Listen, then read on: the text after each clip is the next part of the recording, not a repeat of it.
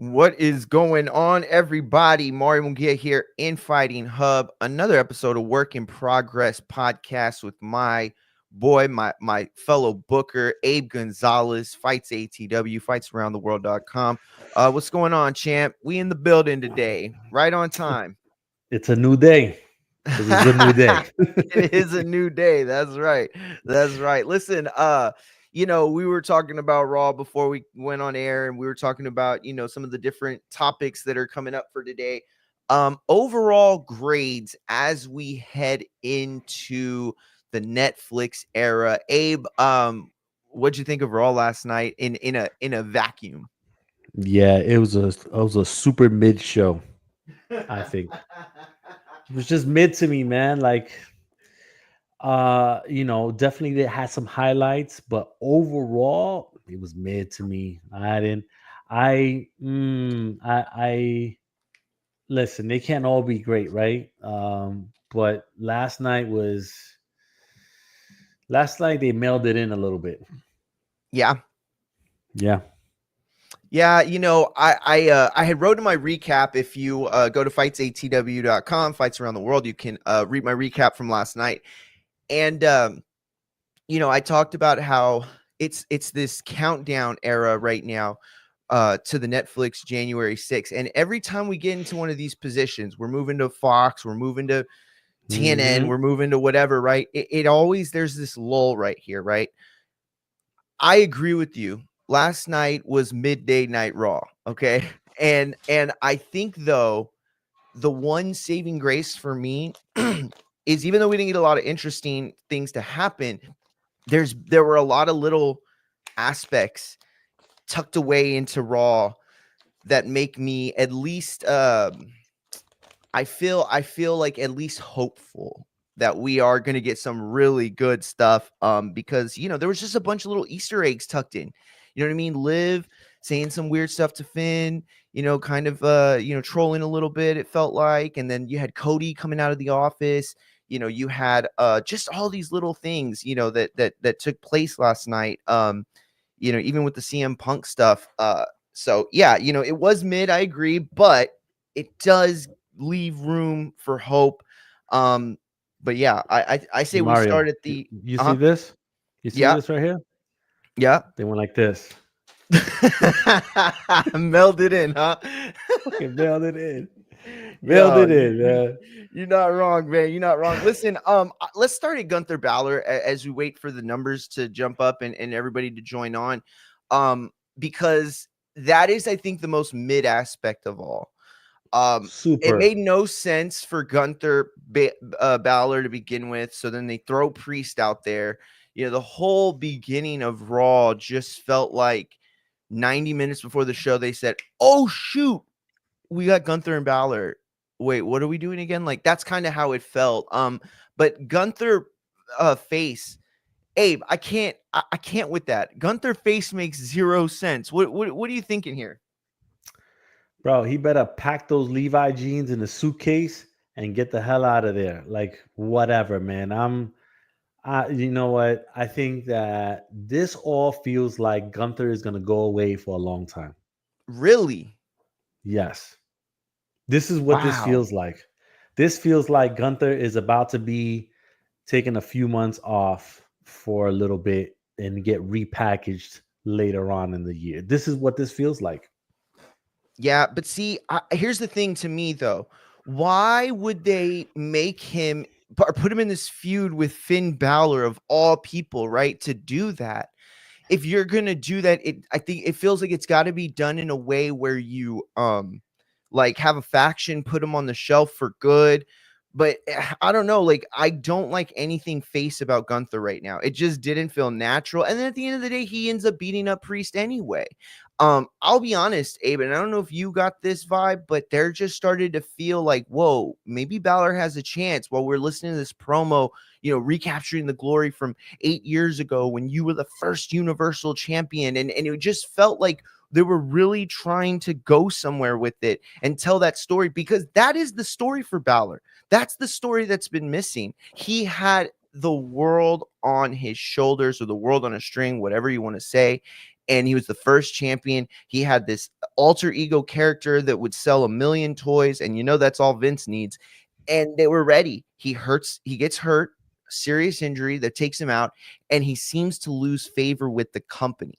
That's the storyline right there. That is it. And you can hit on it, but when you're doing it with a heel character, it just doesn't vibe to me, man. It just doesn't vibe. And then you make it one of the premier matches at Saturday night's main event, a show you really need to kick off big time, right?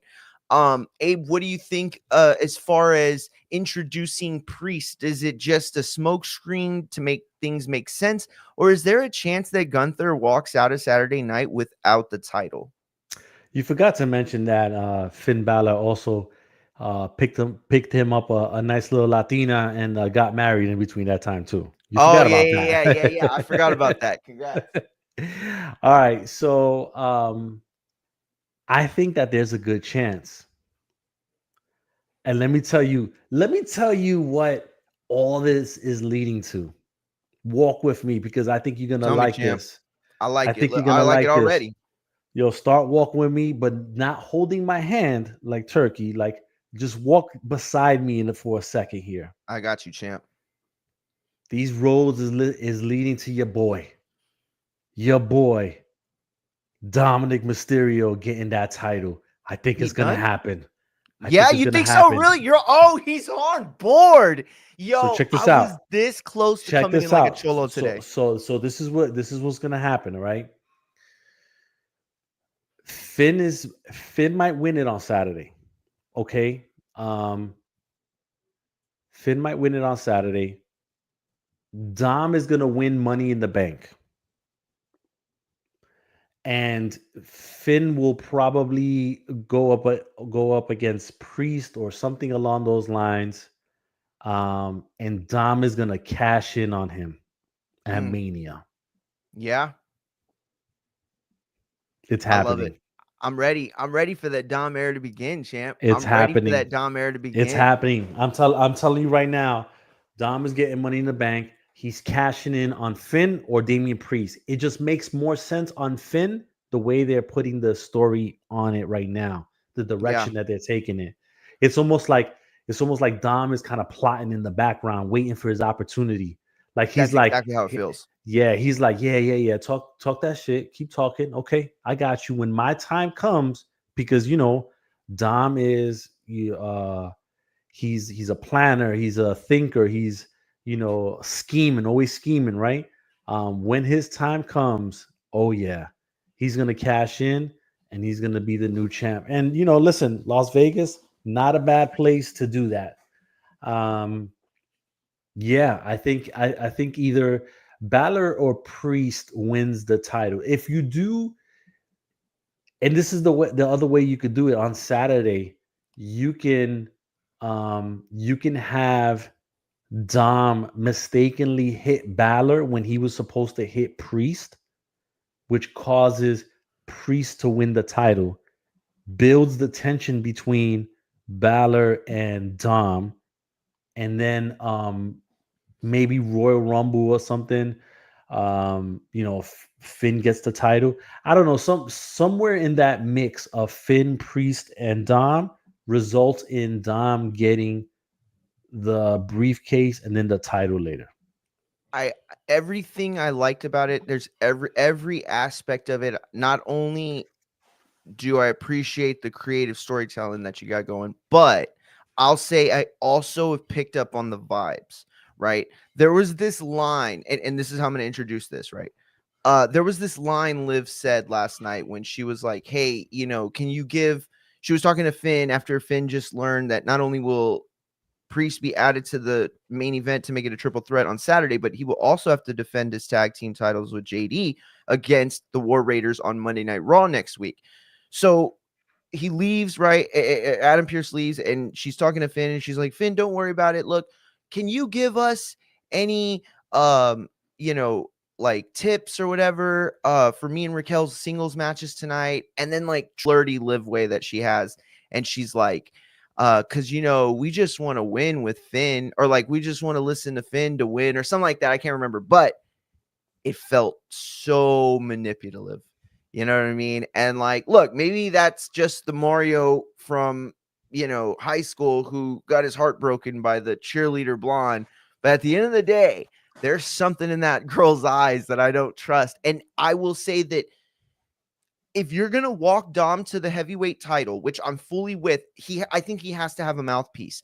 I'm not saying it has to be Liv, but I definitely think that they are working. They're working on screen. Their numbers are good in terms of the merch they're selling. I mean, they keep putting them in the front of all the Christmas commercials, you know what I mean, to sell the merch. That's a premium premier spot to the WWE. When Christmas times comes around and they put out that table of merch on the TV, they want their faces, the youngest, brightest faces they have, and it's been Liv and Dom lately. So if Liv is a part of that storyline, if Liv maybe is even the one pulling the strings, you know what would be dope is she loses the title to Rhea, right? Maybe even tries to get it back, loses another match so bad that it's like completely throws her off.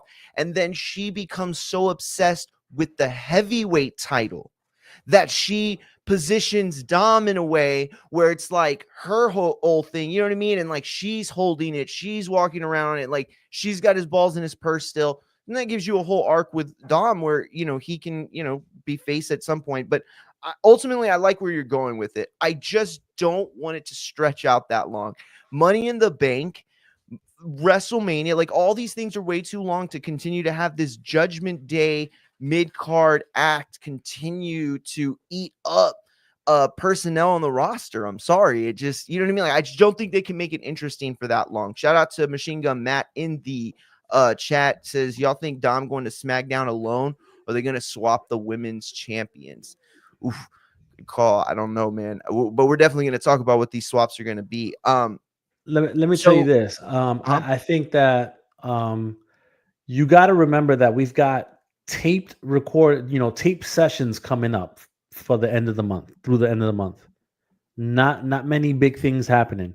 So you're really talking about starting January. From January to March You're right. It's not a long time, bro. That's a good point. That's a good point. Not a long I didn't think of time. it that way. Not a long Yeah, I time. didn't think of it that way. It isn't. So you could. You definitely could. I don't know. I just get the feeling that Gunther's walking out of Saturday without the title. Yeah. You might be right that it might be some sort of go home heat type of thing. Not go home heat, but some sort of go home angle.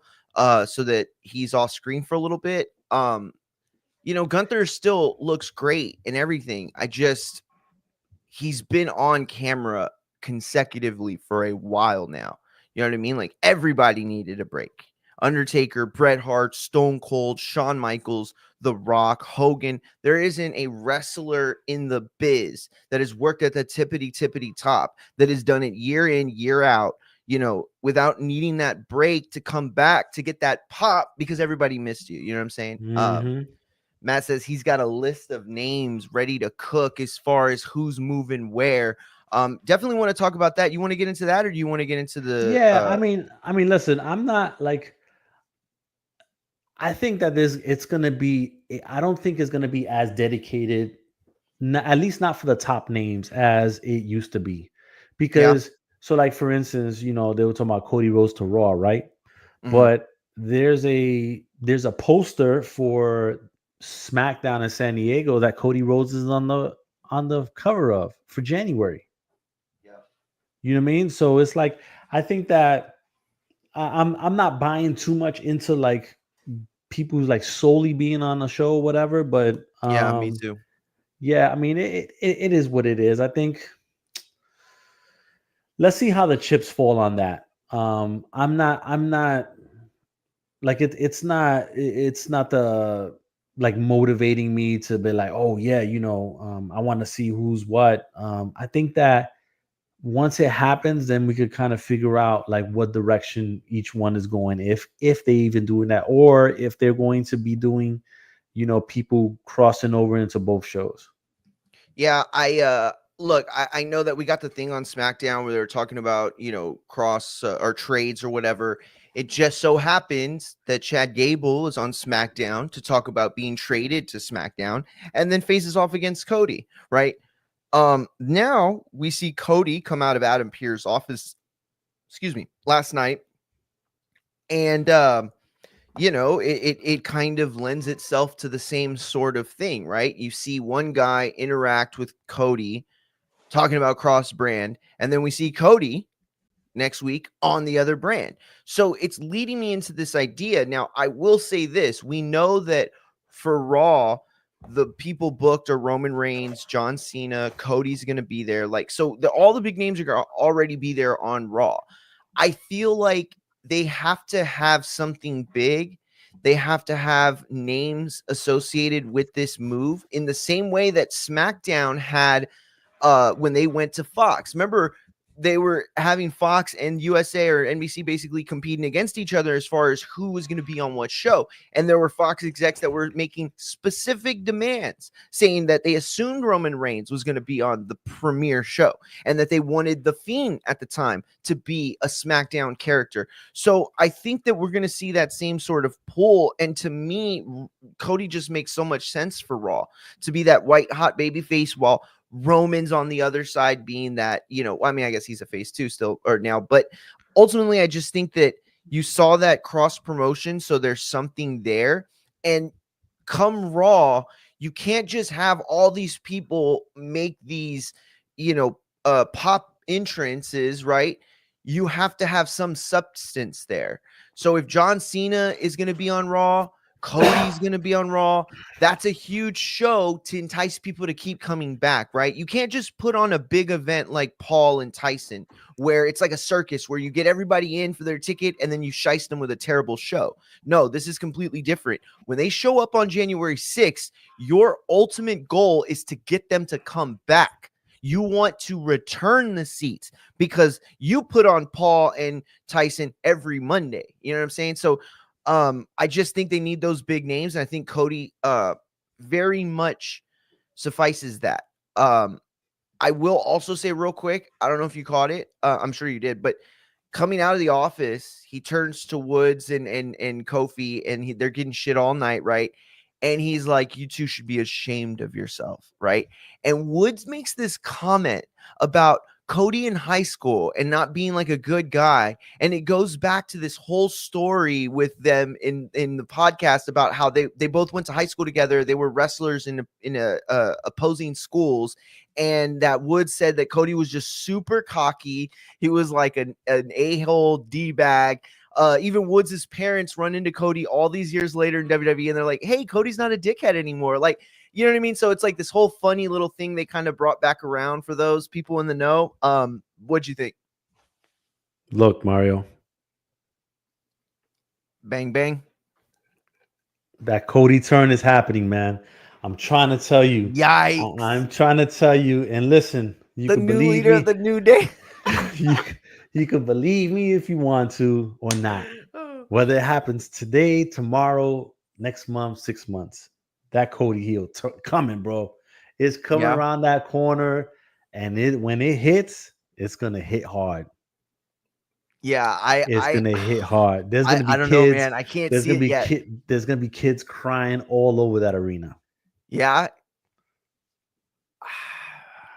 Yo, I mean, if you do like this situation where you build it all up to that, oh, you're right. It could be the most heartbreaking thing. I just don't see WWE in the market of giving up all that they would have to give up in terms of monetary value, having, but at the same time, to have the John Cena back, like if you're looking for a guy to replace John Cena, you don't need to replace John Cena while John Cena is actually active in the company. So, yeah, I mean, I guess I could see that aspect of it. Matt says he thinks it's going to be more to balance out heels and baby faces without forcing people to turn. Yeah, I think that's always a definitely big part of it. They have to balance out the stories, and Raw has felt a little imbalanced, especially since Roman's turned face. It feels like all the faces were over there, over the last couple months.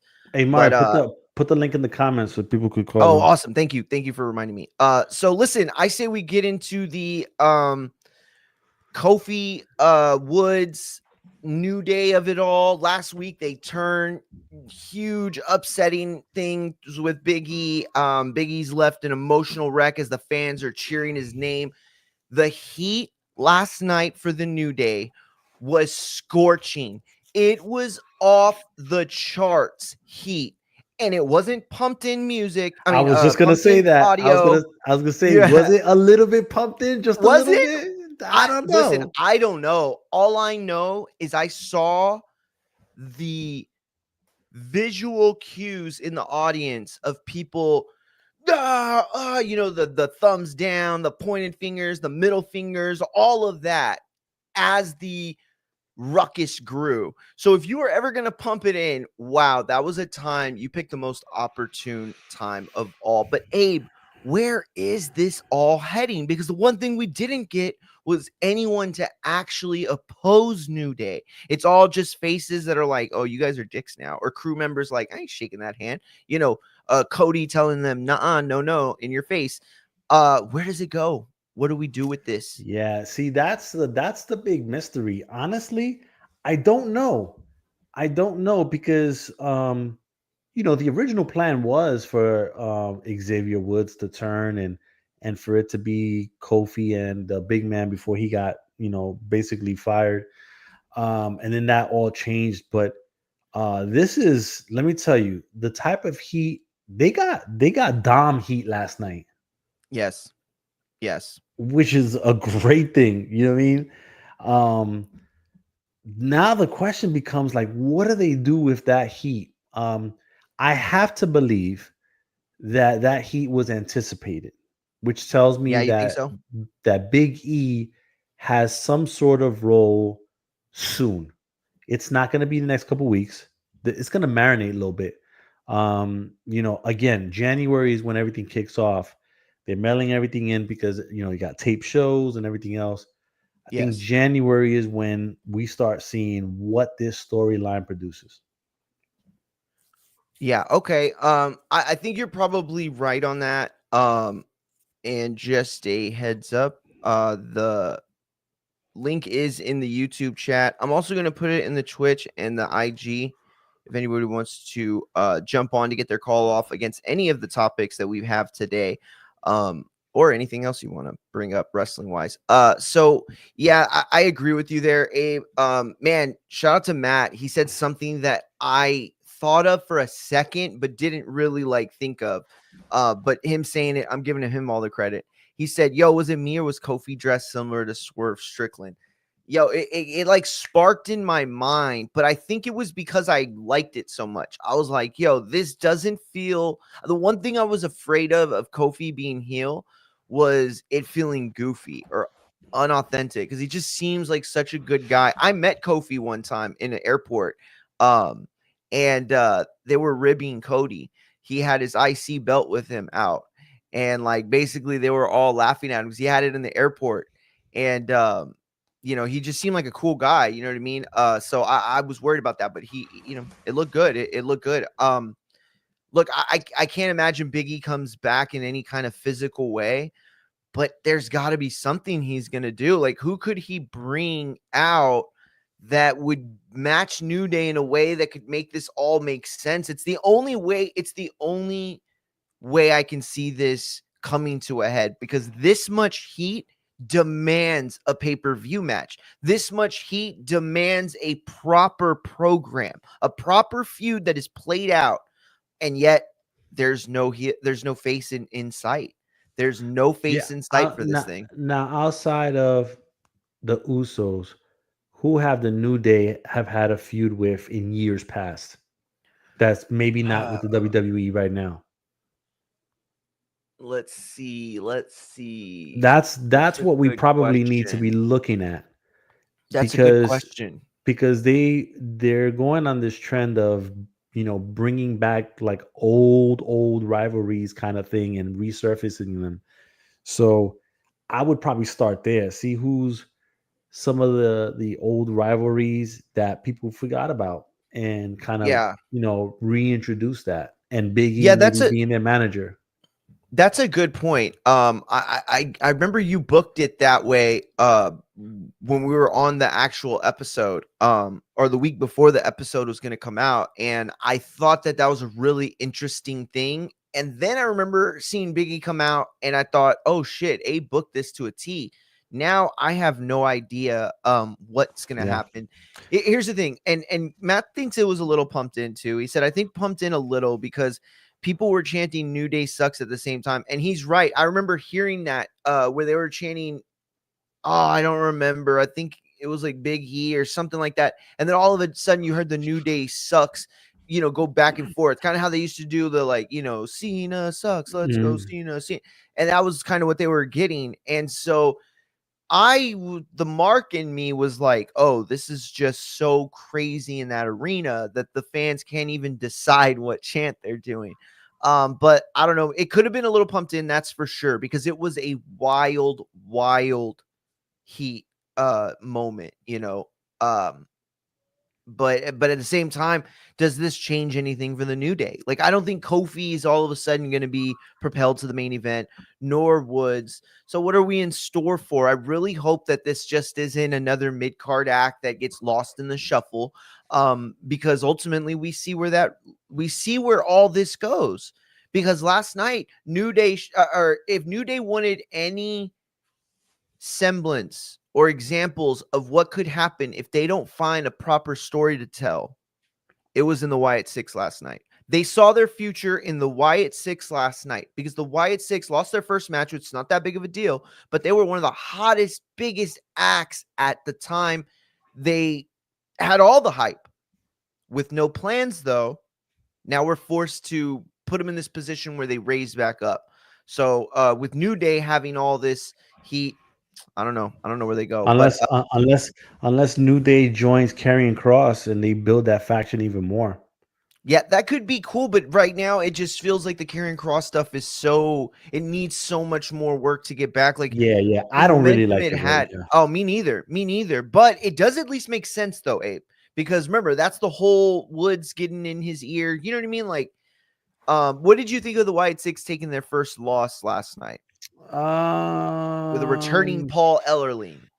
Yeah, I mean, I don't know. I just feel like that. I need a story that makes sense, or make a match that makes sense with, i.e., cinematic. It needs to take that cinematic turn soon. I agree. I think a cinematic turn where you get, the most creative heads in the company, and you put something really thoughtful together, and look, you could even have some sort of tribute to Bray in that way. You don't want to like do something weird and like, AI or holograms or anything weird like that, right? That's like weirdo stuff. But there's just so many different Easter egg type ideas you could do. Any other way you can't, it feels weird in an actual wrestling match. So I think that you're right. They could do that. The only weirdos that are allowed to do weird things that are allowed to do by anyone are the Hardys. The Hardys can do weirdo shit, and they're allowed, all day, and it's they're allowed. Okay. Absolutely, yeah. No. Bring me Willow. I'll take Willow all day. Listen. I will say that it was cool to see Paul Ellering return. He's a guy who just does the job really well. Anytime he goes out there and plays that role. But anyway, listen, let's move on. I think to Punk and Seth. It wasn't. Punk said some things that were really good that made me feel like, oh shit, like this could be something, Abe. But at the same time, then Seth comes out and it's like, I don't know. He harped on the fact that him and Punk were once friends. He said that Punk was once on a list of names that were going to be fired from the company, and that Punk went to bat for Rollins. Punk said that Rollins, that he gives him a lot of credit for stepping up. That he shielded him. Yes, he shielded him is the word that Punk used, and I loved it. Oh, when he peppers that stuff in, I love it. And so then he makes this statement, right? In fact, I'm going to read it because I don't want to mess it up. He said, I guess if I had to live in my shadow, I'd hate me too. Punk rattled off. In my absence from this company, Seth did a fantastic job of filling that job. but simply put, the starters back. Second string got to sit down on the bench. Those words feel like they probably cut deep. And then Seth said something, Abe, in return in his live promo later that was a little whoa, where he said, I was Punk's friend. When he left this company high and dry, I called and I texted him, but he ghosted me. In fact, he ghosted like all his friends, or like basically like saying, like, if you were a Punk friend back then, like you were an enemy. And it was just a little close to that hint of Colt Cabana type of stuff that we want, close enough that I'm satisfied with it, but far enough that I think like he's still like we won't get it. What did you think? Did the Punk Rollins stuff for you get to a point where you're a little more excited again? Or is this still a big wet noodle? Not yet. It's getting there. It's getting there. This is the appetizer. Yeah. The main course will start in January. Yeah, I agree. I think it all comes to a head at January. But it was a And good, let me tell you, we were anticipating it like being no holds barred, but Nick Khan came out and said that they're not changing the rating going on Netflix. I saw that. Yeah. And I So don't mind. he said he said that's definitely not happening. So it's family friendly, multi-generational, advertiser friendly programming is going to stay that way. Yeah, I'm not mad. When I was 21, 22 and it was PG and I wanted to return to the to the TVMA days, it bothered me back then. Today it doesn't, because I know what the truth is. I know the truth is that when you have to publicly speak about this stuff, WWE has to say they're TV PG, family friendly, right? Because that is the word, the official word. But every person on that roster that goes out there to do the job, they watch the same wrestling we watched. They went through the ECW era, the Attitude Era, all of that. They are every single week fighting tooth and nail to stretch the boundaries of what entertainment in wrestling is. So I depend on them to make sure that they're telling great stories. And there's no law or there's no rule that says a family friendly oriented match or program can't be entertaining TV. It just has to be done well. That's as simple as that. You know what I mean? Well, Um, also this is so that, listen, you want viewership, right? mhm. Netflix ain't stupid. So if you want that, like kids, teenager kind of viewership, because they're the ones that are gonna keep watching it all over again, over and over again, then you have to say that so that it can line up into those profiles. They're not Yeah, that expecting makes sense. the adults only to be watching this, right? They want it to pop up on, the teenagers and the maybe even youngers profile for them to continue watching it over and over again. Because think about it, the kids, they don't have no sense of it being an episode and moving on. They'll keep You're watching the absolutely same right. one 20 times. And if you multiply that by X amount, like, you're gonna Yeah, get exactly. a gazillion numbers. You know what I mean? So Exactly. No, you're it absolutely makes right. sense. And It makes that's a sense. great point. It's a great point. I watch Raw once, SmackDown once, most of the PLEs once. Um, these kids, you're right. Their repeatability for content is super high. So you make 100 kids happy, right? That equates to 6 million, views or whatever. You make 1,000 adults happy, you got 1,000 clicks. You know what I'm saying? So Let, that's let me tell fair let me tell point. you, how many times I played the Fireflies Playhouse for my son, because every time I played it for him, like, he would be quiet and pay attention. Yeah. I used to play that thing like 50, 60 times a day. Damn, that is, Same yeah. joint, and he'd laugh at the same parts over and Oh over yeah, again. yeah, yeah. I had like the Yo Gabba Gabba songs like just like incinerated into my head. You know what I mean? Like Huh. just burned into my memory. I can even do the voices if I want to just pop them up because I heard them constantly throughout the day. Um, so I do want to mention one thing though, the Seth Rollins stuff. His motivation, was it just me or was it that of like a sad girl?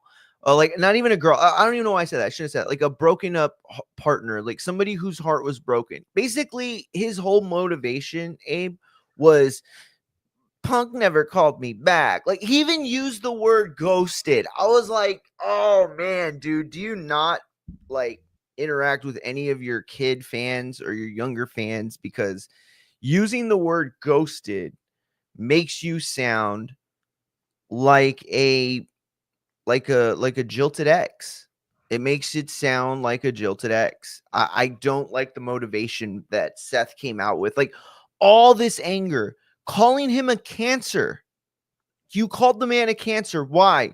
Because he wouldn't return your text and phone calls in one of the most depressing and humiliating times in his life because he wouldn't let you be his friend.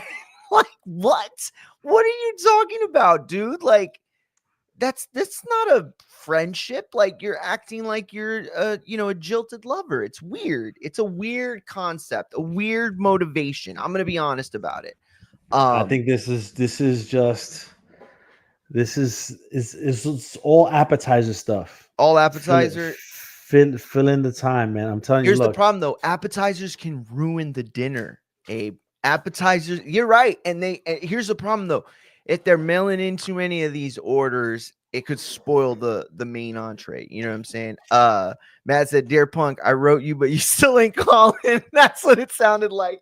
Yo, he sounded like Stan so bad, bro. This That's is exactly what it sounded like. Yo, that's a good I'm gonna jack that, Matt. I'm just taking that. for me, wake me up when it's January with this feud. Mm. Yo, we get into them green days, champ. I promise you.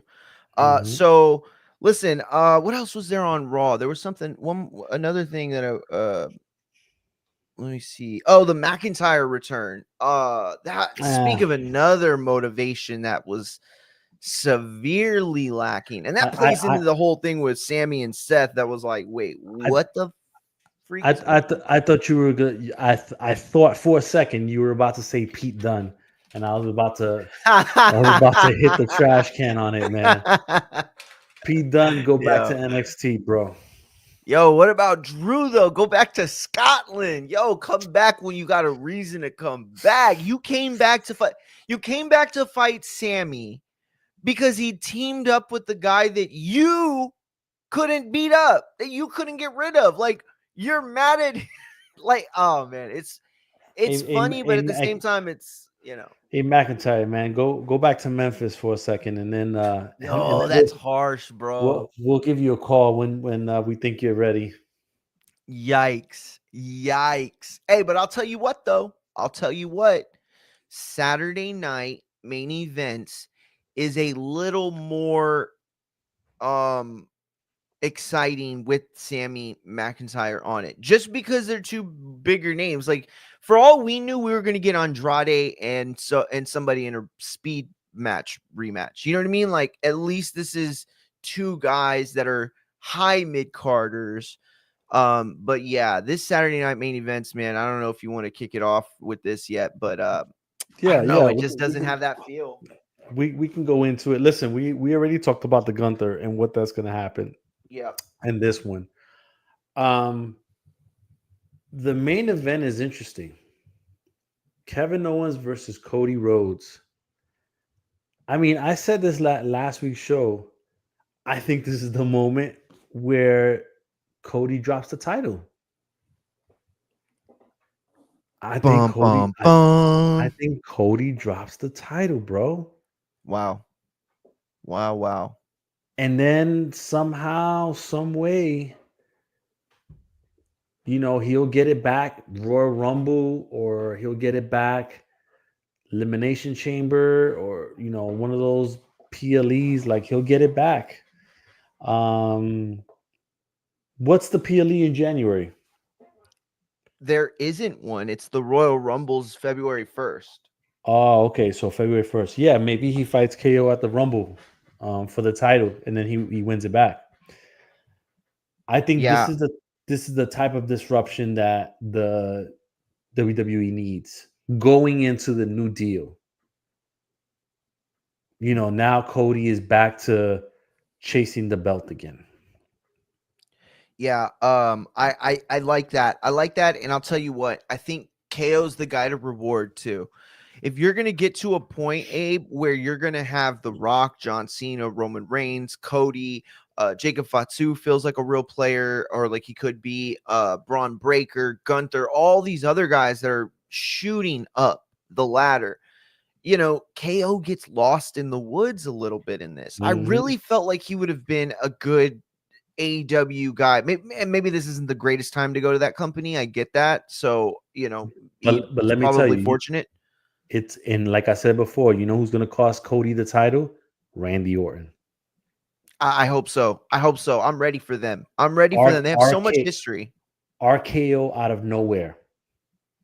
Is It's that going a to cost the premier title. main event? Is Rody Cody a premier main event? Is what? Is Cody and Orton, is that a premier main event? Is that something that you could put on a major PLE? Aren't they going to do another Saturday Night's main event this month? Yes, two of them. Yes. So you do that for the second one. Yeah, I just feel like if you're gonna take the belt from Cody on Saturday, that's probably the last time we see him until January 6th, right? Yeah. There's whatever, how many ever episodes of SmackDown and Raw till we get there, right? And the two of them are pre-recorded, and they're gonna skip the Christmas weekend. So like right before the Christmas holiday, So there's that no Friday before and Monday are both pre-taped. yeah, so there's no live stuff I think starting The next week. only the only one, the last live I think is the 30th or whatever that day is, before before the Raw, the 6th. So the SmackDown before Raw is live. That's Mm, the last one, I think. Or that's one of the only ones now that I think about it. The SmackDown before January 6th, right? I think it's the New Year or the day before New Year's Eve. that would be January 3rd. Oh. Oh yeah, That's what I'm duh. saying. That's what I'm saying. Oh. There's no live Uh, ones in December other than the let Saturday me night see. main event. Let me see. I just looked this up. Yeah, because listen, you all you have is the 20th and the 27th. If I'm not mistaken, I had read that Triple H gave the last 2 weeks of December off. I think it's just that weekend. Let me see. Cuz they put out their schedule, right? And we have all the dates that they have. Oh, you know what? That So, might is that the MSG date? let me see. So, December 30th is going to be at the Toyota Center in Houston. That's Raw. That will be live. And then January 3rd, SmackDown will also be live at the Yeah, Footprint yeah. Center in Phoenix, Arizona. Yeah, but SmackDown on the 27th won't be live. No, it will be live at On the the 20th. Emil Arena, Tampa, Florida. The Friday before the 20th, that will be taped. Okay. Yeah. In fact, the Raw and SmackDown that week will both be taped. So the last Raw is this one on Monday. After this Monday, we won't have another Raw until the Toyota Center on the 30th. So we'll go 2 weeks without. So you were right. You're right. 2 weeks without WWE Mhm. programming, basically. Um, and you got SmackDown and Raw. So it's like some people are going to have an extra few days, you know what I mean? Because they work Raw. So yeah, I agree. I think all this is headed, and that's kind of what sucks about this, man. Honestly, when they announced Saturday Night Main Events, they made it seem like real, like huge and important, and like it was going to be this like thing like in the old days where big matches happened and big stakes were up for, and it almost was like a PLE on the weekend, like you know what I mean, like in between them. uh I don't know, man. This feels like a show to like kind of just get it out of the way. Like okay, like just so you know, this is the card, right? It's Liv Morgan versus Io Sky, which as much as I love Io Sky and as great as she's been all around, that feud made zero sense. And they Mhm. just worked it in as quickly as they can. They literally threw Io Sky out there for no reasons, really, no motivations, and let her run wild. Now she's getting a shot at the women's world title. Bailey or Chelsea Green versus Midget and Tiffany Stratton. You know, that doesn't scream, it doesn't scream Memphis, but it doesn't scream, Madison Square Garden either. Sami Zayn, Drew McIntyre, Gunther, Finn Balor, Damian Priest, and then the Cody Rhodes, Kevin Owens. And that's really the only match that feels like a Now, big match. The rest of them now, feel like really big Monday Night Raws. and it's a 2 hour block with commercials, which means it's really an hour and a half. So, Mhm. which one is going to be a schmage? I'm gonna say the Gunther Finn Balor Priest. I think that at this point, if you are booked with a Judgment Day faction member, the schmaz is in. The schmaz is in, and we know that. And I'm getting sick of it, dude. Honestly. I love me some Dom and Liv when they're on screen and doing their thing. But the Judgment Day as a faction competing just is so cookie cutter, and I Yeah. hate it. It's just so we know the endings every time. Dude, this is how bad it was. That Liv Morgan wrestled last night, okay? And they banned Raquel Rodriguez from the ringside. So Sonya Deville basically played that role because she was beefing with, I forgot who even Liv wrestled at Hmm. this point. I mean, it was ridiculous, dude. It was seriously ridiculous. But Listen, when things are done right, even if they repeat it, people would still be interested. But it's just not. It's not something that people are interested in. Like, for instance, when Sting came down from the rafters every single Nitro, like for a period of time, I didn't care. I wanted to see Sting come down from the rafters every Monday at that point. exactly. I didn't care. I looked up. Hey, is Sting gonna come this time? Like I Hell didn't yeah. care. I wanted to see it every single time, and that's where we at. Like, but with these guys, they're not making it interesting. And where is Finn defending the tag titles with what's his name? Pete Dunne or what? Not Pete Dunne. With JD, With JD, same shit. Pete like Dunne, what JD, like they both they're gonna be sorry. in Boston. Yeah. I mean, have they brought any credibility to the tag titles? I don't, none. And it feels like they just want to give it to the War Raiders. Like it feels like Triple H is trying to kind of make it up to the tag division after all this time. 'Cause they had like some really great tag guys, and now Motor City Machine Guns champions. You got War Raiders if they end up becoming champions. I mean, these are tag teams that have solidified themselves on the independent circuit for years. So let me ask you this, because we didn't really talk about the bloodline, but all those injuries that came out of that match, how does Yeah, this just changes everything? Because everything it has to. the Tonga, he bicep, I think it was bicep injury, so he's gonna be out for a Yes, while. he tore his bicep. He's gonna be out for a while. Big man Bronson Reed broke his ankle crazy. Jay looks like he could work with it, but a broken big toe is still a broken big toe. Um, I don't know. Like, I think that this changes things a little bit. Does Solo, look more? You know what? Maybe this is where um they bring up Big Man from NXT. Maybe this is maybe this Yeah, is the moment you have to do it, because you're running out of soldiers over there, Solo. You know what I you're mean? Like, right. You're right. But Abe, is there a risk?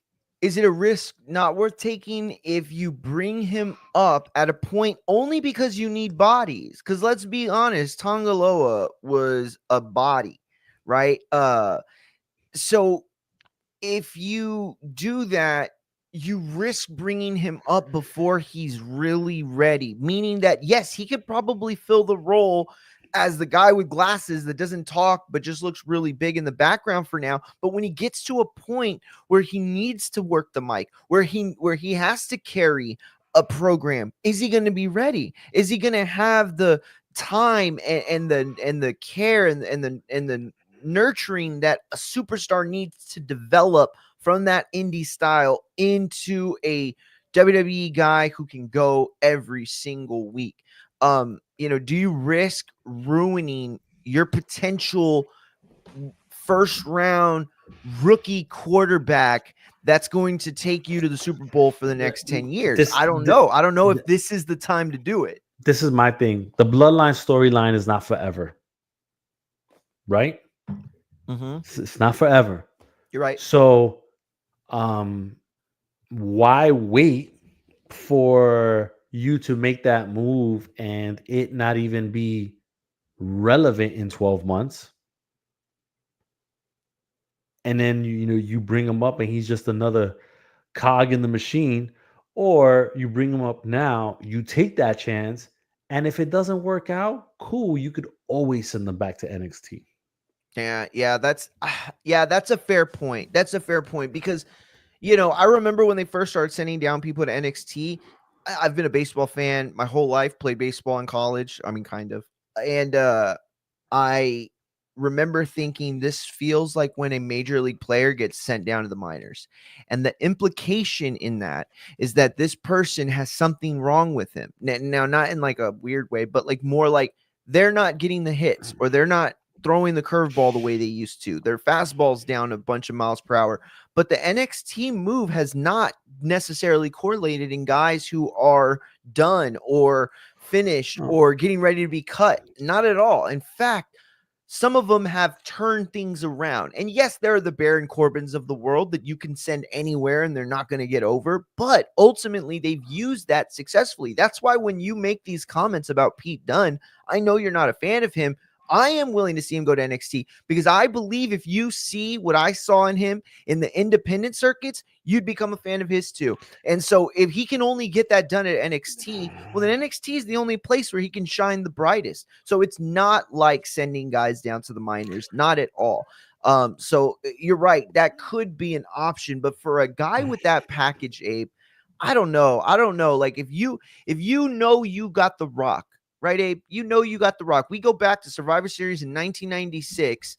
Do you make that same comment? Hey, let's just throw The Rock in with the Nation of Domination. If he can't swim, oh well. No way. If he can be The Rock, then you're going to make sure that you not necessarily cater to him, but put him in a situation where he can learn, succeed, and grow. At this point, if you throw in any of these family members that are not ready, Zilla included, you are putting them in a position where you are going to possibly limit them. And you know who I'd use it as an example?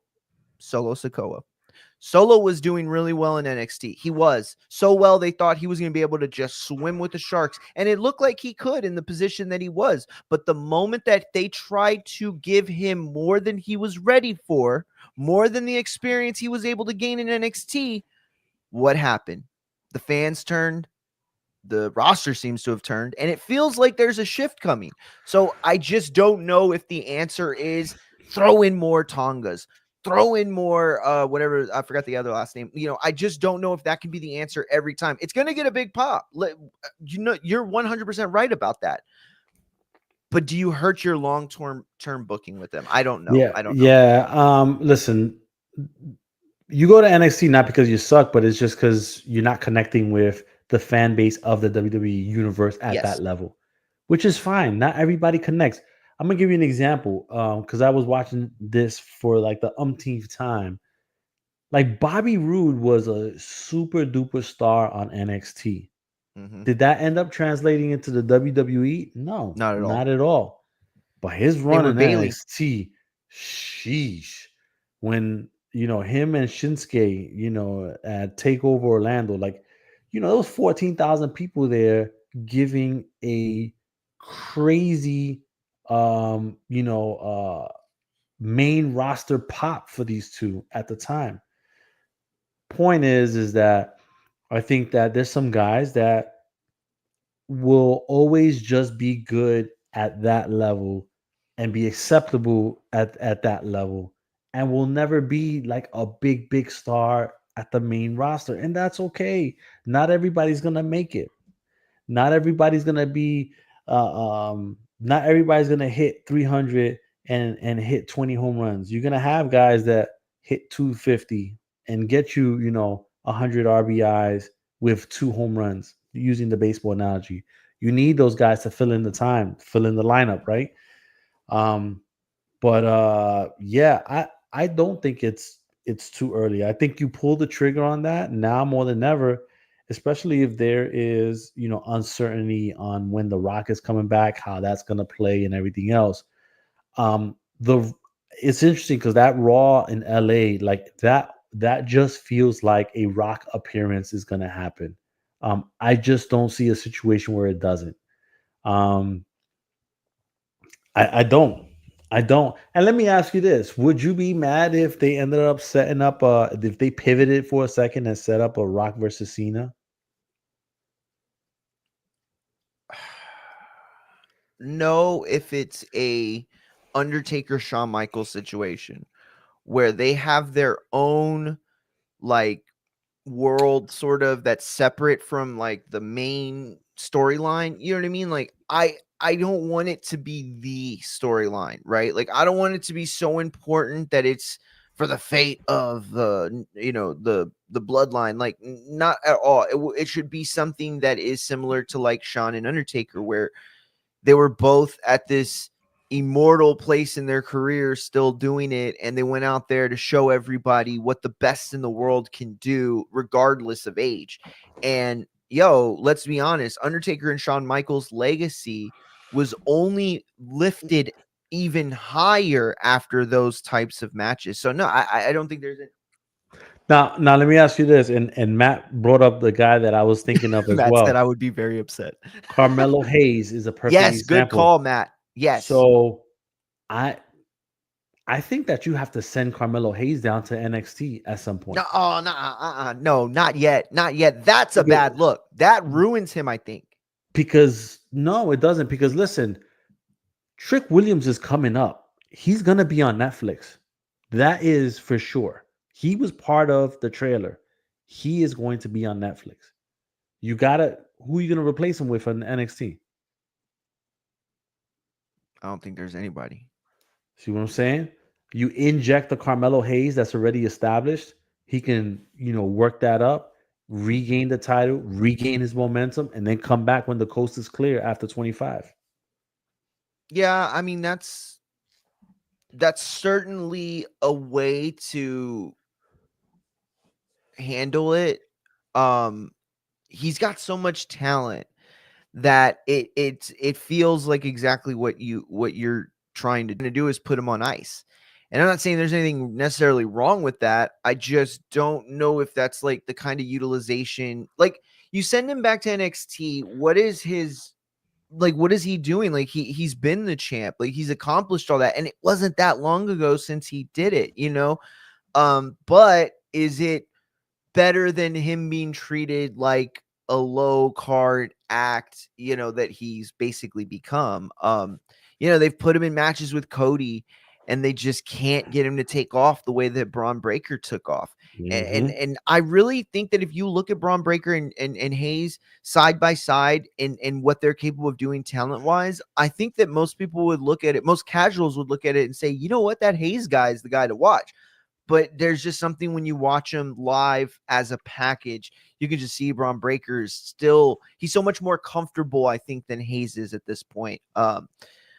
Uh yeah, Matt said Obafemi is going to take the top spot in NXT. I agree. He is. He also said the match to make is Rock Cody or Homelander Cody versus Cena. Yo, Matt wants that Homelander Cody bad, but I'll be honest, I would too. Like you tell me heel all the time that he's going to turn heel. If he comes out Homelander heel, where he's just like this squeaky face, guy in the cameras, but then we catch him like slapping coffee out of like fucking Otis's hand or something, or like, like making like rude comments like R-Truth. That's why you've always been a mid carder and nothing more. Like, oh, that would be so sick. I would love it. I just I don't know. I don't see them. I don't see it, dude. I can't see them giving up the money train that is face Cody. I just can't see it. I really can't. And I'm gonna say something. Speaking of Cena, this is kind of on the side. Um, we've been talking about how, or you've been saying how Cena and Omega will never happen. But I thought about something. What if Cena and Omega happens in Japan?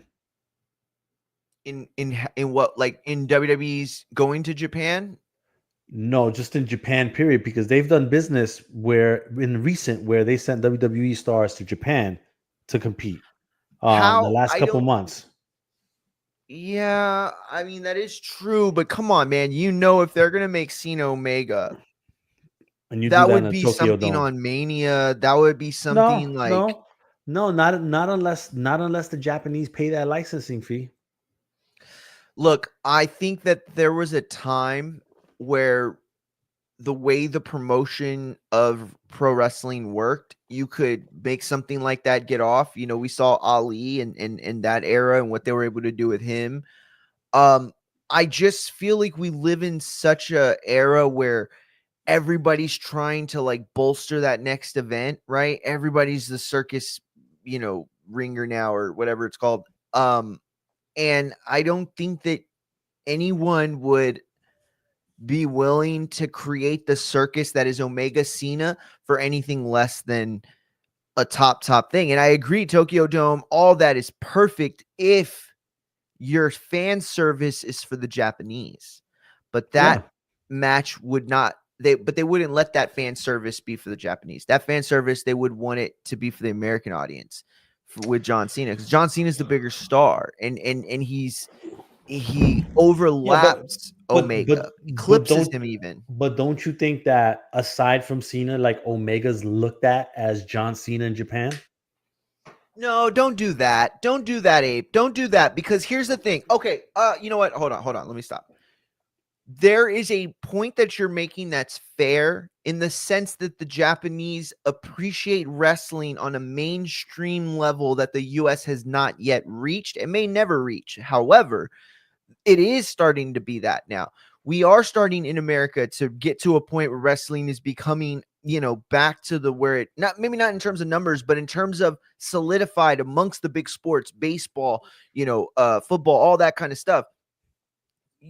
In that sense, you're right. Wrestling is more important to the Japanese in that sense. But Kenny has no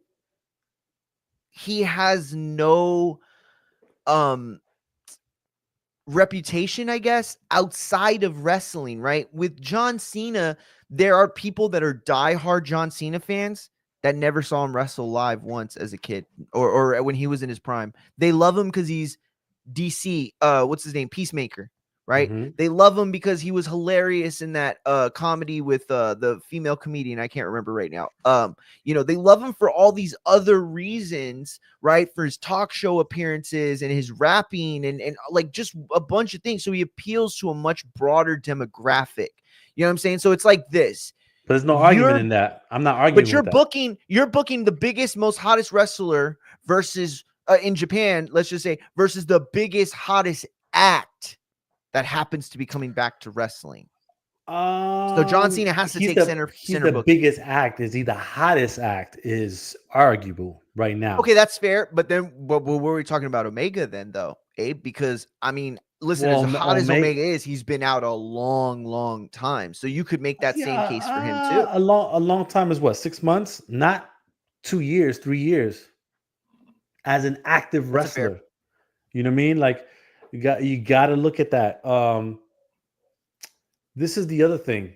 I mean, I know it was kind of a different business situation, but would it be any different than Cena going into the ECW arena and facing RVD? Yeah, maybe a little bit. Maybe a little bit. Yeah, that's interesting. That's an interesting way to put it. Listen, I don't know though, because money talks, bro. Money absolutely, talks. And if 100%. and if the Japanese are willing to pay for it, the WWE would be all ears, especially when they don't have to do anything and they'll just be getting a check for it. a really big one at that, bro, they'll make it happen. If the opportunity comes up, they'll make it happen. Yeah, I think I would love to see it. I would love to see it, honestly. And I don't have to see it in WWE. I don't. If And it were and somehow happen that way, but I just can't see it happening that way. and I saw Matt. I don't. I understand that it was a WWE ECW situation, but I was more so going with the presentation of it, of it being John Cena in another platform, in another venue, going against like the quote unquote home guy in a non WWE type of atmosphere.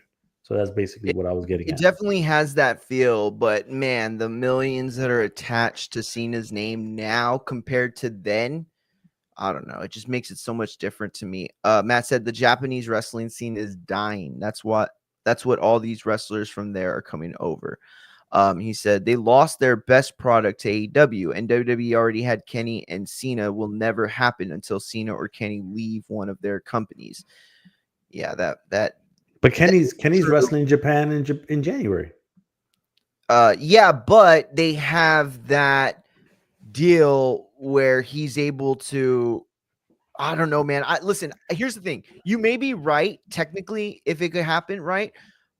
But the swinging dick contest that would happen between Tony Khan and Kenny Omega could be enough to bring down the entire company, honestly. Yeah. Because that there I just can't see Tony letting that get away from him like that. You know what I mean? I mean, that would be one of the biggest matches. Remember how big Kenny and Chris Jericho was? That Yeah. felt like one of the biggest things that was happening ever in wrestling. And it didn't happen in WWE. And I'm sure Vince and everyone else hated it, hated every second of it. And so if you were to be able to have that again at this point, after Kenny's had his American success, after Cena's become the toast of Hollywood, yo, that's huge. It's way bigger than any ECW thing or any other thing. So, like, putting it on that stage kind of ruins it. You know, the only reason it would ever happen is because of how big it would be. But that's also the reason it wouldn't happen is Yeah. because of how big it would be and the Let, egos that would want let in. me tell you, man, I think that if you're Kenny Omega, I know you've been in there with the best. I have to believe that deep down inside, he feels like in order for him to call it a career, like that's the one match that he should have. Hmm. Yeah, I Be- feel like that's because they were at the top during the same era. Like one on a commercial platform, the other in the independents. Like I have to believe that they look. I mean, this is no different than Flair Hogan in the '80s.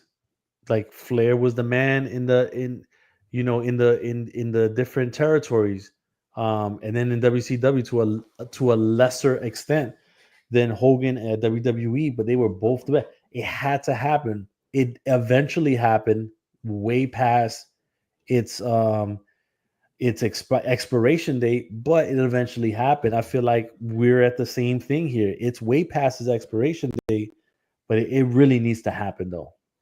mm, yeah, I think you might be right. Listen, I want to bring up a topic. Speaking of everything AW and everything, Pentagon. I'm sorry, Ray Ray Phoenix. Phoenix. Ray Phoenix almost did that again. Uh, is in the news today, and he has been blowing up everything. It looks like. So he put out some tweets over the last 24 hours, and basically they went in line like this, like saying that he was mistreated by the company AW. And he never mentions AW, by the way, by name, but it's like all innuendo. You know exactly who he's talking about, right? Um, and he says that we're going to know the truth soon, but he can't say anything about how badly he was mistreated because of his contract. Then he ends up saying it anyway. And he says that AEW refused to get him doctors when he was injured and that he needed medical attention, and that AEW refused or just ignored his cries for medical help. This harps back, Abe, on some stuff that Punk spoke about with Ariel Helwani. He mentioned how when he had injured himself after Brawl Out, he didn't hear from anyone from the company for 6 months, so that he had to eventually schedule his own doctor's appointments and surgeries and follow-ups, which is different from WWE, which usually handle that themselves. And when prompted about this, Abe, Tony Khan on a podcast said that he gave a real flippant answer, right? He's like, I don't know. I mean, usually we do handle that stuff. I don't know. I'd have to look into it. Basically, like a no answer type of thing. And that rubbed a lot of people the wrong way. You know what I mean? Because it's not just what you say, it's how you say it. And it's always interpreted by everyone, right? And so, yeah, there's a lot of people right now wondering if how much validity there is to the Ray Phoenix comments, and how much of an issue that is in AEW, considering they work really, really tough over there. You know, not just stiff, but making spots, or, you know, doing spots that are very difficult and you know, can cause a lot of injuries. So the other side of this, Abe, is that people are saying that Ray is very just pissed off because they didn't let him out the contract. They thought they were going to get to go to WWE after all their hard work in AEW, and become the big next level superstars that they see Rey Mysterio as, and you know, guys like that were able to transition past the lucha into the world of global wrestling. And unfortunately, that's not going to happen. You know, Penta's out, but Ray's got time still left on his contract. He seems super pissed. Abe, what do you make of all this? And do you think that ultimately Tony is doing himself a worse disservice by making it, having so many people be able to come out and, you know, burn these bridges like this? Just what do you think overall?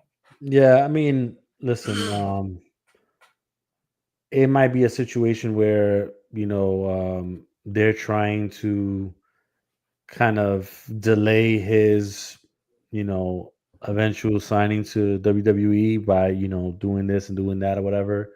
It's kind of grimy as far as it may not have to do anything with the injuries. He's bringing that up now because they're, doing other stuff about it. This is one of those scenarios where if there's smoke, there's fire type of thing, right? And so I think Well said.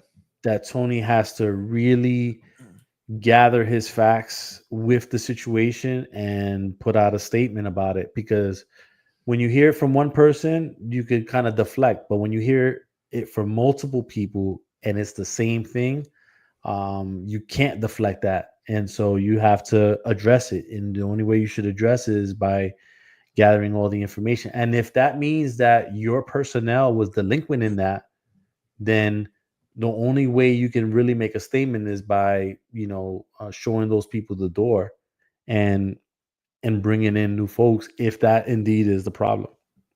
Well said. Well said. I appreciate the way you put that, because it gives a perspective. You know, it's so easy to just like say, oh, the CEO's the bad guy all the time, or, oh, it's the upset wrestler, like, the disgruntled wrestler. He's always the problem. But ultimately, these are very nuanced and complex issues. Most people just want to make this black and white because either AEW is your favorite company or because Ray Phoenix is one of your favorite wrestlers, right? And so you pick sides.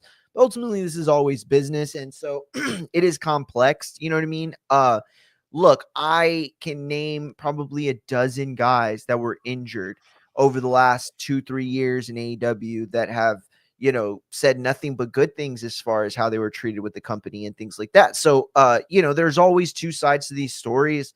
I will say this though, Abe, and I'm curious what you think. I do feel, I don't know if it's bad, but like I'm a fan of the Lucha Bros. Okay, I want them to succeed. I want them to be big stars, especially being from Mexico and having that heritage. It's always a good thing I like to see. But is this all of this ruining it for them? Because ultimately they were going to be brought in and likely be given the tag belts. What we are seeing with the Motor City Machine Guns, we know that Penta and Ray were supposed to be in that spot. So the kind of push that we were going to see for them was monumental. The kind of push that if they do everything the right way could have them go past the barriers that they're at. And when you look at guys like Gallows and Anderson, or even the War Raiders, who were brought in from that IWC arena, right, into the WWE as a tag team faction, both of those teams, top of the list in terms of independent tag teams, and they were all treated like shit and booked terribly in WWE. Okay. So the fact that we're seeing the opposite from the Motor City Machine Guns, the fact that even though they did lose the titles to DIY, but I love that story, by the way, it all is showing that they care, right? And when they bring in guys, they're going to do right by them. They're not necessarily just going to, make them do the favor for a bunch of WWE guys for a year before they actually get a push. No, these guys were going to be, given the golden ticket and seeing if they could survive. Do you think they still get that chance to do that, Abe, or do you think that all this downtime takes all the momentum they might have had? So one thing that I wanted to talk about, that medical stuff, right? We have to keep in mind that these guys, even though they're like on a contract, they're still like independent contractors. Yes. So the real question is, like, to what extent is the medical care from the wrestling company covered? Like, what do they cover? You've heard stories where people just kind of have to rehab on their own and get their own surgeries and stuff like that. Is it that type of thing, or are they paying for medical, procedures and rehab and all that? Maybe for certain level guys, yes. Maybe for others, no. With all this, I think it doesn't hurt Ray Phoenix. Would you be surprised if that's the team that Big E gets behind? Yeah. Let me tell you right now. Look, we're going to do a top 10 episode at the end of the year, and it's going to be top 10 Mario's favorite Abe booking. Listen to me. That just shot up to number 1 over Goldust coming back at Bad Blood. Okay. Would I like it? I'd fucking love it. I'd fucking love it. Okay. I mean, because then Big E was like, yo, you guys always said you were the best tag team in the business. Well, meet the other team that people said are the best tag team in the business. Oh, no. I got it. Yo, and what if he does the intro and he goes into a grito? So it's something like, oh, yo, I would fucking lose it, bro. Lose it. Listen, all I want to do is hear Big E say Spanish things now on mic. So you ruined this, Abe. Again, I hope you know. Thanks a lot, I guess, because I really was loving the New Day stuff. But I look, and obviously that's not gonna happen, right? Because the brothers or right away, at least right away, sure. Because the brothers aren't anywhere near, getting ready to come to the company, at least not as a package. What if they that would have been dope though. What if they do something like how they did the Hardys? So they have the New Day versus, and Big E said, I have this mystery tag team, and he brings them out at Mania. Yeah, I think that. Do they get the pop? Now, mind you, Vegas is heavy Latin community there. A lot of people. I think they do. I think they do. But let me ask you this: do you think it would be better Monday after Mania, or Raw after Mania, where you have the most marks in one place? Oh, depending on where it is. Yeah, it'll probably be in Vegas though, right? Because don't they do the shows? Not necessarily. Okay. It could be shit. It could be SoCal. You know what I mean? It could be San Diego, LA. See, and if it is, that's even a better place. But I just feel like if you're going to pick between the Mania crowd and the Raw after Mania crowd, you got the Mania crowd that's filled with casuals, and it may the don't get me wrong, 75% of that audience is gonna love it and lose it. But how many of them are gonna get, their voices heard, if the other casuals, the biggest percentage of that audience, aren't, buying into it. But the Monday after Mania, that is a crowd of people who really love wrestling. If they really did love it, if they wrestling. did it in Vegas, they'd probably do it at the T-Mobile or at the MGM. Hell yeah, hell yeah. Hey, Abe, all right, your wife says, all right, I'm gonna let you go with the boys to one of the wrestling shows where you could just go ape shit crazy. What's a better party to you? The Mania or the Raw after Mania? As a fan, not as a journalist, as a fan.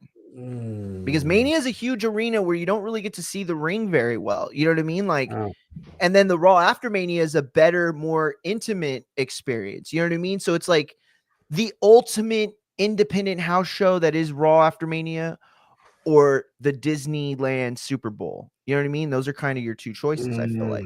I think the Disneyland Super Bowl only because it's on the weekend and Raw's on a Monday. Nice. And you could take the kids if you want, if the boys can't go Yeah. with you. Yeah, that's a good point. Matt said, not only that, Mario, I feel like the Luca Brat and the Motor City Machine Guns were going to be brought in to teach proper tag team wrestling. Look at that match on Friday. It was textbook stuff. Yo, Matt's tripping, bro. Like, they were gonna bring in the Luchas to start doing like fucking what do they call, like oh shit, like when they bring in people and you show them stuff. Damn it, what are those called? Like a They do them in mentor? wrestling all the time. Yeah, no, but like when wrestlers hold not like classes or like schools, but like they do like a Saturday morning like showing or whatever. I don't know. We have them on in our town every once in a while. Let me see. Yeah, so listen, as far as the Penta stuff, I really feel like ultimately, we're going to get them at some point. My fear is, are they going to have the push that they would have gotten now? And speaking of push, the man with all the pushes in the world, Machine Gun Matt, in the building. What's going on, Matt? What up, y'all? What up? What up? What up, Matt? We're chilling like villains, Matt. What's going on? Oh, not much, man. Checking in with y'all, tuning in with y'all, enjoying the show. Hell Thought yeah, I'd you're give the my two champ. bits. So what do you see, man? What do you see going on? Talk to us, man. What you got to book for us today? I mean, I don't really have much to book because I'm at an impasse with where they are. All the ingredients are out on the table. The water's starting to boil. You just don't know what they're gonna make yet. Well said. And everything is being pushed to that January date. And like we said, man, it's this whole thing. Like they're just mailing it in until the new thing. And they do it every time. Every time there's like a new deal coming up, they don't want to leave. They rather leave on a low note with the old company and then start on a high note with the new one than anything else. And I feel like that's what they're doing now. Matt, you don't think that we need like a big Raw send off? Like, obviously we're not going to get it, but man, it just feels like there could be something in between now and January 6th. Like, bring back a bunch of the old heads. Well, I don't even think it's that. I think the big direction they're going, because they have pushed the road to WrestleMania, got pushed back. They have so much time to build to that, and I think the cog in the wheel is still The Rock, because I thought, okay, all eyes are on Saturday night's main event. That's what I felt like they were doing because of how they did Survivor Series. I thought they were saying, look over here at this instead. But the vibes you get from Monday Night Raw this week and SmackDown last week, you're like, is it really going to mean anything? And at the same time, you kind of feel selfish because you like, we want more. But then at the same time, we're like, oh, well, these wrestlers are going to go spend time with their families. How kind of a dick move is that of me? But not only that, but you don't want to have big moves when there's a less amount of eyeballs on your product. Holiday season, December, people got college football is wrapping up, and NBA, you've got NFL stuff, you've got MLB hot stove stuff. So it's like there's a lot of content, a lot of live content out there for people to consume. And is it the right time to drop something new that shifts the storyline? Probably not. Not until January, when you really only have like the college football playoffs and that's it. You know what I mean? Like you're not competing with a whole lot. And then of course the playoffs, but that's on the weekends, and you don't have Thursday night football, nothing like that. So I think that everything rightfully so is getting pushed to January, and then we'll see. That Netflix show, man, I think the only thing that would really work is if they treated it like how they've been treating it, like as if it's a TV show, and they left us on a cliffhanger, and we're like, all right, we'll see you in 2-3 weeks. But they would have to do something incredible in like a week to do that. Yeah, Yeah, I can't even how, think of what they could do. like how they did with the Roman Reigns and the Paul Heyman with the voicemail or the disconnect, Yes. the Yeah, cell phone something thing. like a cliffhanger like that. Yeah, that's a good idea. See, if you're gonna do anything like that, you have to do it with The Rock, or you have to do I was it just with gonna say Finn. that You have to do it with The with Rock. one of those guys. And The Rock's the guy to use. Well, because that's the tricky part, is they don't know if they can pull that lever yet. I Yeah. think the better cliffhanger is like what Abe was saying. You have Cody Rhodes lose, but the best part of it would be the reaction of Cody Rhodes to losing the title. Mhm. If like I said, if he just, because he's already kind of losing it, he's already kind of going off of his edge a little bit. That Homelander Cody from ROH in Japan is kind of peeking out through the sides a bit. And it just, You're absolutely right. And then the easy part is they can pivot right. If The Rock shows up, they can pivot right back and just go back to it. But the hard part, but I think that is, especially because the crowd is slowly turning on him. It's like I was saying, like last week, you heard the "Let's Go Cody," but in the small section, you heard Cody sucks. Yes, good I'm call. like, they're giving him the Cena treatment. They're starting to get tired of him, and he's only been there for 2 years. And they're giving him, starting to get tired of him. They're giving him the Hogan WCW treatment. And then, like I said, like you can see, the right move for this Saturday is, out of everything, is Cody Rhodes dropping that title to Kevin Owens, even if it's just for a month. Yeah. Wow. I think you're right, dude. I really do. I think that if for everything that could happen on Saturday, that is one of the few things that could happen that would give me that sense, that cliffhanger sense that you're talking about, because you're absolutely right. They're not going to pull some major lever, whether it's because of The Rock or not. It's just not the right time, because and it goes back to what you said, Abe. Like, there's so much stuff going on at this time. And, that's why the first Raw of the New Year is always a thing, because they've been out, for break, and they've been kind of coasting it and phoning it in. Then now it's like, okay, now it's time to ramp up as we get closer to WrestleMania.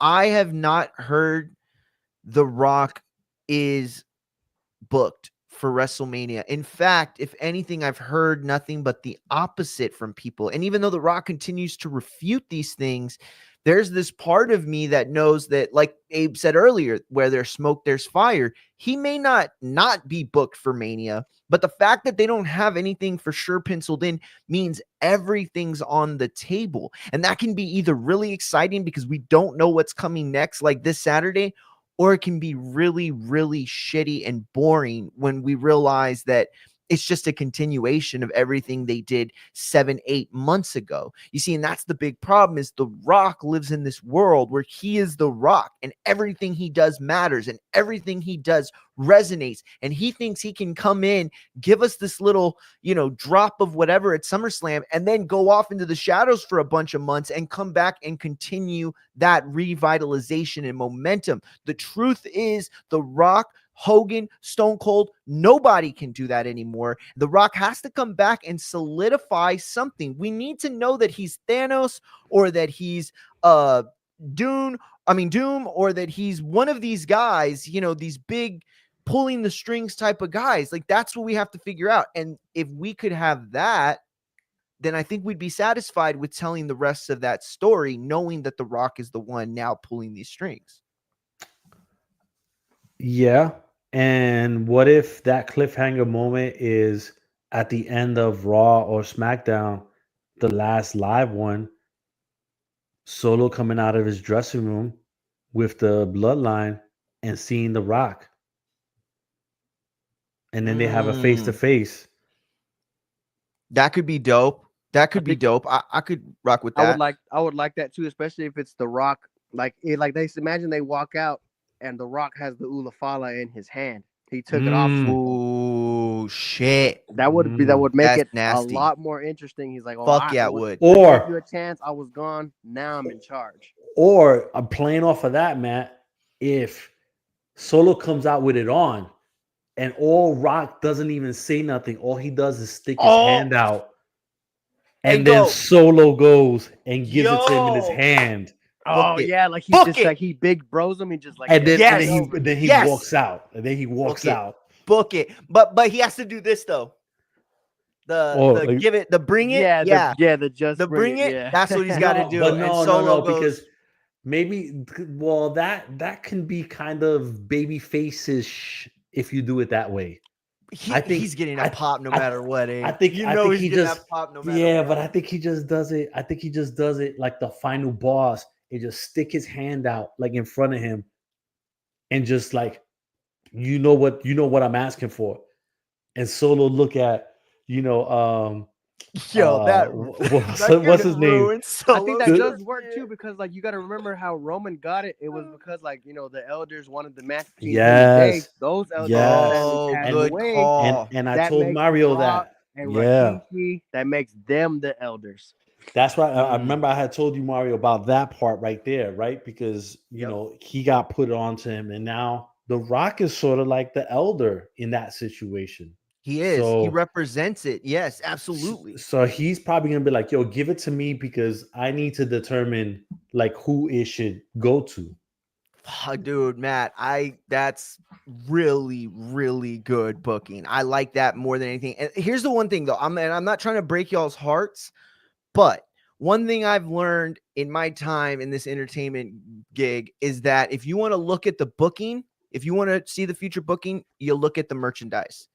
And the figs are the things that usually tell us the stories in advance. Right now, they with Christmas and everything, they did the D3, whatever the hell it is, where they show the new lineup for next year.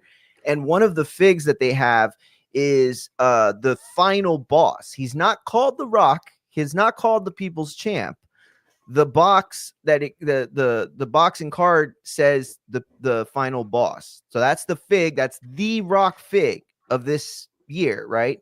And with it is the People's Championship belt. And that's caused a lot of people in the community to speculate whether that belt is going to be treated as a real thing, and that the People's Champion will now be a new belt that is given or lost or won or whatever, or even just taken, right? And that to me is whack. If you do the Ulafala thing, that story has everything you want. I mean, it's just the juiciest steak you could ever imagine. Okay. You do the other one where The Rock is fighting Cody for the People's Championship, and Cody. Oh, that's the lamest thing in the world. The only So way whack. the only way you do that is if you do Rock versus Cena for the People's Champion. If you're gonna do that, Well, actually no, because you could just go back to what Heyman was saying when Solo first took over. The goal originally was to get the belt back off of Cody before Roman came back. Oh, yeah. You could easily just change that to those are the Rock's orders to get that belt off of Cody so they can give it to The Rock like the original plan was. That could work. Because remember, Solo says part of the plan. Yeah, see, and exactly. All of this still is floating around. And see, this is the problem for me right now, guys. They're not solidifying anything. In fact, all they're doing is adding more. Like this CM Punk favor is now thrown into the cloud that is floating around our head of creative that has all these major pieces to them. You know what I'm saying? Like major pieces. And so I just think that, you really have to account for everything that could happen. I think that's in that also the time set. backup plan too. Is Cody and Punk?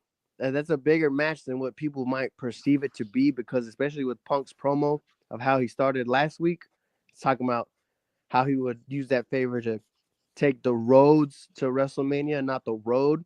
He's literally making that match with Cody Rhodes. Yes.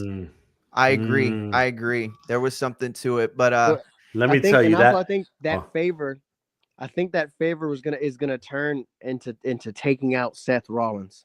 That's what I think it's gonna.